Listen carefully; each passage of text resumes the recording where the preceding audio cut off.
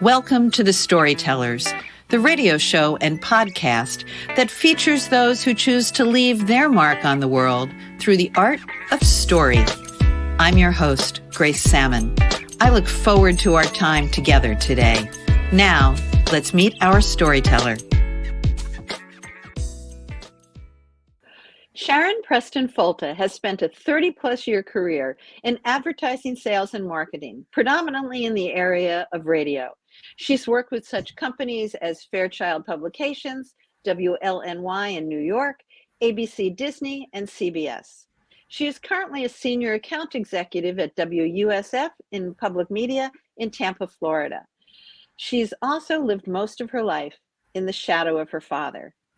Sharon became a published author with her memoir, which made public the private life of the jazz legend Louis Armstrong and Lucille Sweets Preston, his mistress for over 21 years, and his child, their child, his only child.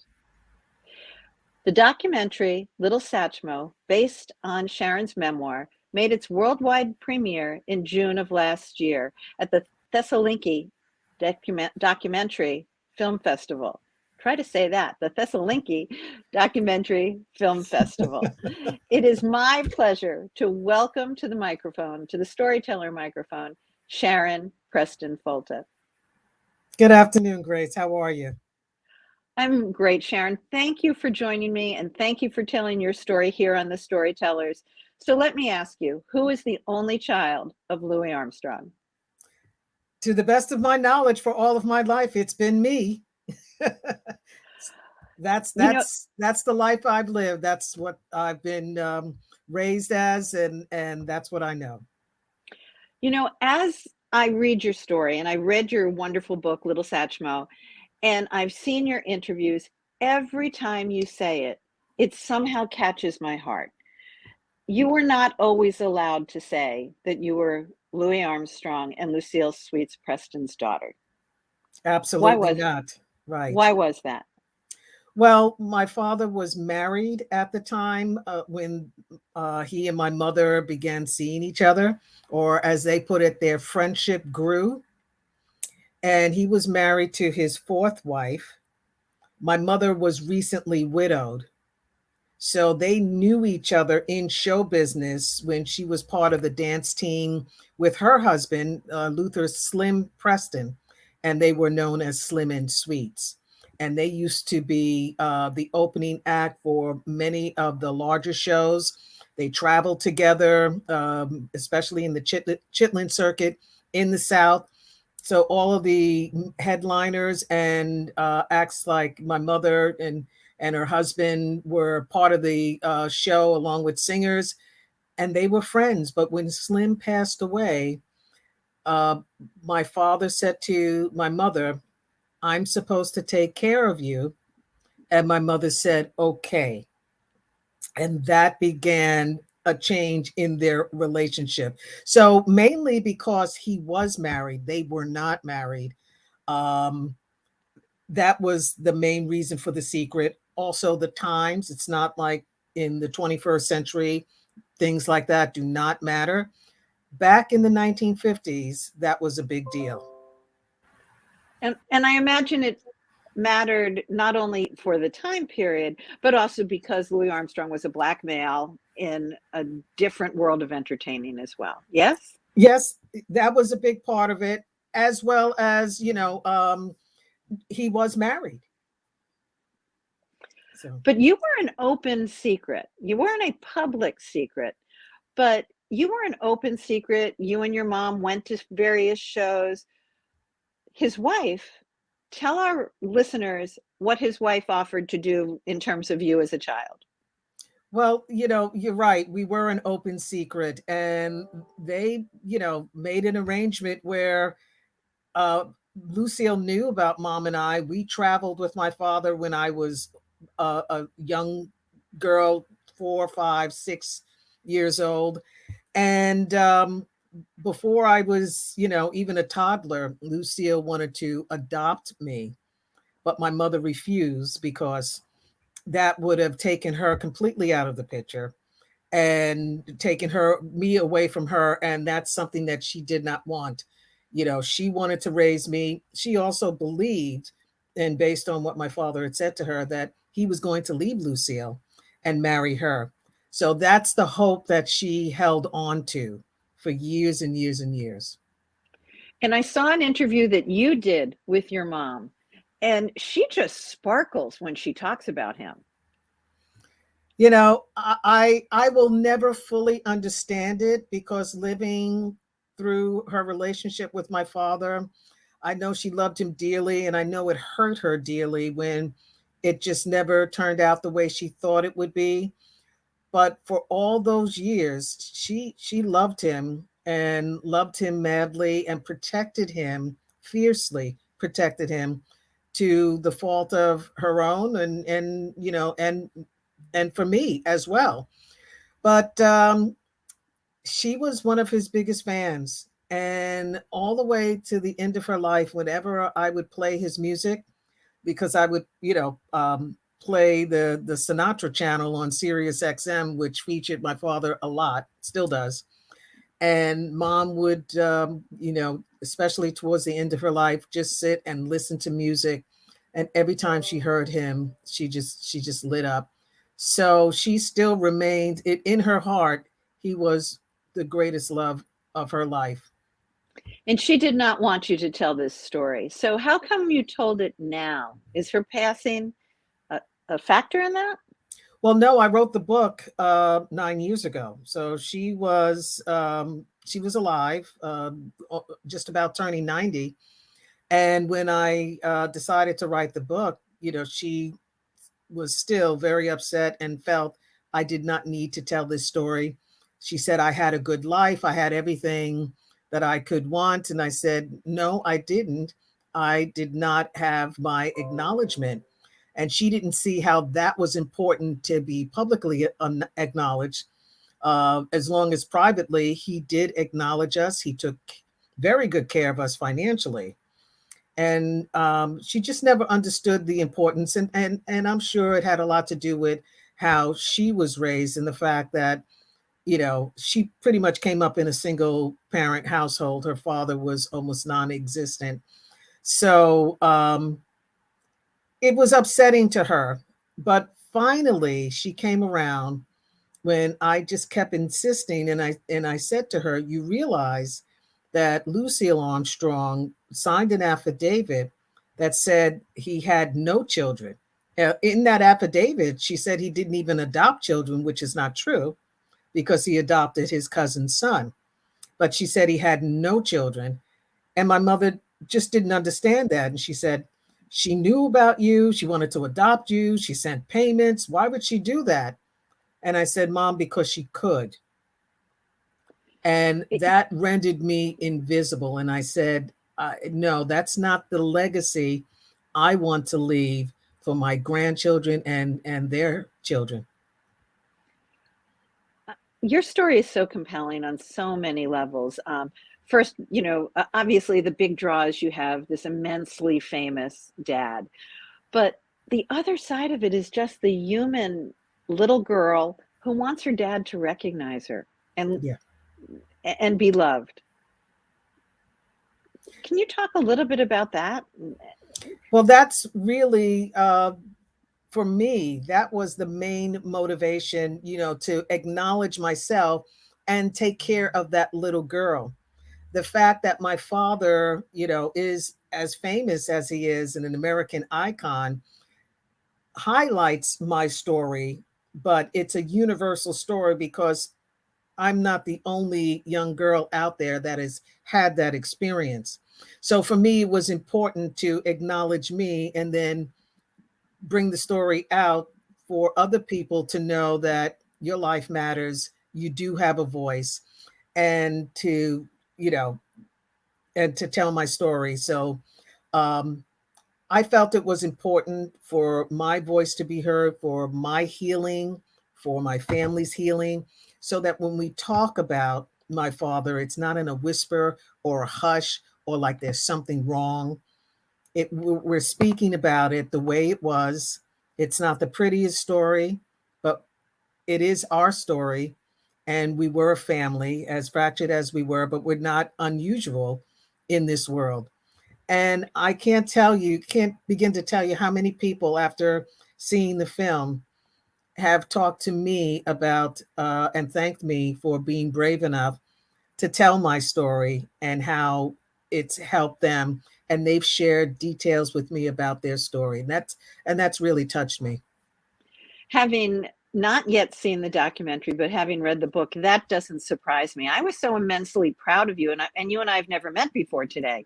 So Right. I was so immensely proud that you stood up and could tell that story, especially because you were told to not tell it. So how has the telling of it changed you in your life, and the documentary changed you in your life? Well, I have a new relationship with just shame. It does not wear on me in the way that it did, because if you live your life and just you're in shame, it prevents you from being your full self, from having joy, from just accepting what is, always wanting something else. But for me, confronting my story, and it was painful, especially in the writing of it. That's where the transformation really came, because I kept thinking about the fantasy that I was giving. My mother would say he's not with us because she would not give him a divorce. But Mhm. as I acknowledged my story, I realized my father was married 4 times. A fifth time was not a big deal, and that he Sure. was as much responsible as Lucille and my mother.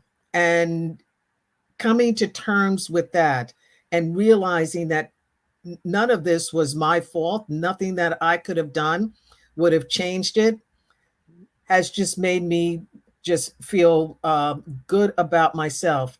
Understanding you can hear that you are worthy, but to really live in that worthiness, just to come to that place, writing the story has helped.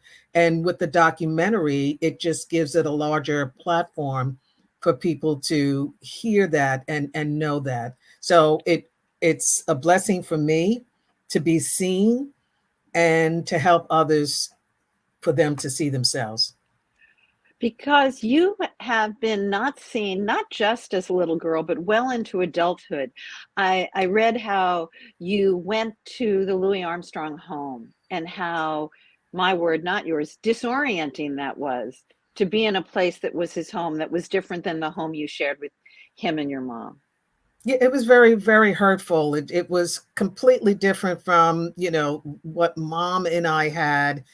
Uh, and to also be in the home, and they hook up a lot of his recordings, because my father was a Renaissance man in many ways. And he would record himself no matter where he was at any time. He loved his reel to reel tape recorder. And so there are several recordings of him just having conversations, and to hear conversations with Lucille and other people that weren't a part of my life with him, it just that made me sad. So it was hard, and that his home looked so different from what mom and I had. It just felt very strange being there. And of course, when I went anonymously, just on a tour, and to have the young tour guy say that, Louis and Lucille didn't have any children, they had the neighborhood children, and I'm standing right there in the living room. I just listened, and I went, yeah, this is why I'm telling my story. And this was before I wrote the book as well. Yeah, it has so many layers and is so powerfully, powerfully written. Um, did you have any doubts about ever writing it? I was concerned because I grew up just, my mother would say he's a big man and it's for your safety, that we keep this secret. And I was just very concerned about, you, you know, I guess my safety in some way. I don't know if that sounds crazy, but that's what I grew up feeling. One of the main reasons that we had to keep it secret as well. So, funny story. when I was starting to do my research, I was directed to go read his will, which is where I discovered the affidavit. And it was in the Queen's Surrogate Court, because that's where he lived and died.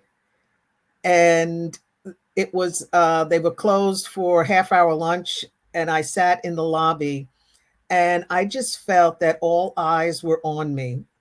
And when I asked for his will, I just felt that, somewhere some authority was going to come out and say, "Who are you?" I mean, that's the overwhelming feeling that I had. And of course, none of that was real.